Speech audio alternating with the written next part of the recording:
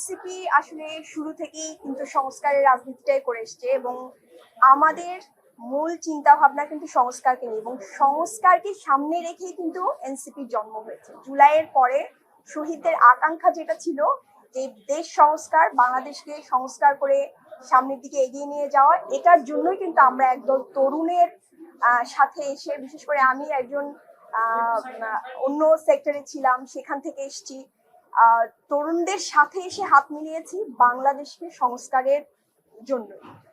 এই সংস্কারের রাজনীতিটাকেই আমরা সামনে এগিয়ে নিয়ে যেতে চাই।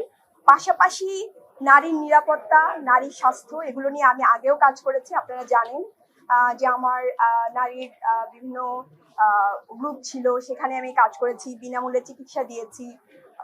এই যে নারীর নিরাপত্তা এবং নারীদেরকে, যে জুলাইয়ের পরে যে নারীরা হারিয়ে গিয়েছে, সেই নারীদেরকে সামনে নিয়ে আসা এবং একটা রাজনৈতিক গোষ্ঠী তৈরি করা, যারা হচ্ছে নারী রাজনৈতিক গোষ্ঠী তৈরি করা, তাদেরকে রাজনীতি সম্পর্কে বোঝানো। কারণ বাংলাদেশে দেখেন, আপনারা সবাই যারা আছেন এখানে, সবাই কিন্তু পড়াশোনাটা কিন্তু মায়ের হাতেই করেছেন, বাবার চেয়েও বেশি মায়ের হাতেই আপনাদের বিষয়টা ছিল। যে আমার প্রথম যে আন্দোলনের মাঠ ছিল, সেটা কিন্তু শিক্ষা সংস্কার থেকে এসেছিল আমার বাচ্চার জন্য। তো সেই জায়গা থেকে মেয়েদের রাজনীতি বোঝাটা অনেক বেশি ইম্পর্টেন্ট। কারণ ওই যে হাতে খড়িটা, এটা কিন্তু মায়ের হাতেই হয়। মা যখন রাজনীতি সচেতন হবে, তখন একজন সন্তান রাজনীতি সচেতন হবে এবং সেই জায়গা থেকে দেশ এগিয়ে যাবে।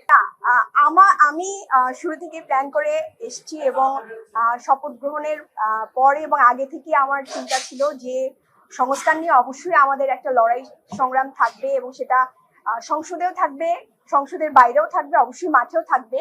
কিন্তু আমি আমার সর্বোচ্চ সহযোগিতা করব সরকারের যেসব ভালো কাজ আছে, এবং আমি চাইবো যে আমরা যেভাবে তরুণরা সংস্কারের পক্ষে দাঁড়িয়েছি, সরকারের যেন গণভোট, সংস্কার, এগুলোর পক্ষেই দাঁড়িয়েছে।